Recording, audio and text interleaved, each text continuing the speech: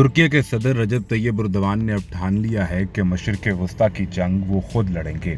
अब बाकायदा तौर पर नेतन्याहू का नाम लेकर वार्निंग भी जारी कर दी और वो ऑफिशियल लेटर भी सामने आ गया, जिसके तहत तुर्किया ने अपने सफीर को इसराइल से वापस बुला लिया है। इससे पहले इसराइल ने तुर्किया को ये धमकी दी थी कि हम आपको आइंदा जल्जले में देखेंगे, यानी एक बार फिर टेक्नोलॉजी की मदद से तुर्किया पर जल्जला मुसल्लत किया जाएगा।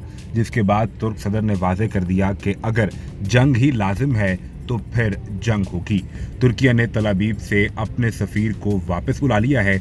इसराइल की तरफ से जंगबंदी कबूल न करने पर गजा में मुसलसल मासूम मुसलमानों पर हमले किए जा रहे हैं।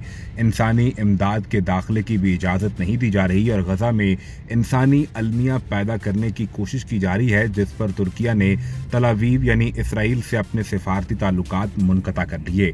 तुर्क सदर रजब तैयब एर्दोगान ने खिताब करते हुए कहा कि नेतन्याहू अब वो शख्स नहीं रहा जिससे हम बात कर सकते हैं या जिससे हमारे सिफारती ताल्लुकात थे, जिससे मिलने के लिए मैंने दौरा करना था।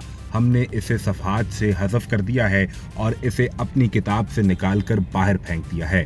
रजब तैयब एर्दोगान ने कहा कि किब्रस में अगर यूनान जामिन मुल्क हो सकता है, इंग्लैंड जामिन मुल्क हो सकता है और अगर तुर्किया जामिन मुल्क है तो गजा में ऐसा ढांचा क्यों नहीं बन सकता। ये महज नेतन्याहू की हठधर्मी का नतीजा है।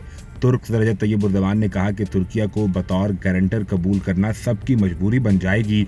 ये एक ऐसा मोड़ होगा जो वक्त के साथ हाल और मुस्तकबिल को आपस में जोड़ देगा। जो आज इससे इनकार कर रहे हैं, कल वो इसको तस्लीम करने पर मजबूर हो जाएंगे। रजब तैयब एर्दोगान ने मजीद यूरोपीय यूनियन को मुखातिब करते हुए कहा कि यूरोपीय यूनियन ने इस मसले में बहुत अजीब और मुतज़ाद किरदार अदा किया है, जिसकी हमें उम्मीद नहीं थी। याद रहे कि तुर्किया इसी यूरोपीय यूनियन में शामिल होना चाहता है, लेकिन मुसलमानों पर किए जाने वाले तशद्दुद और जुल्म पर यूरोपीय यूनियन के रवैये को तनकीद का निशाना बनाया जा रहा है। यूरोपीय यूनियन ने यहाँ एक मुनसिफाना नुक्ता नज़र पेश नहीं किया और ना ही अब कर सकते हैं। हमें इनसे कोई उम्मीद भी नहीं है।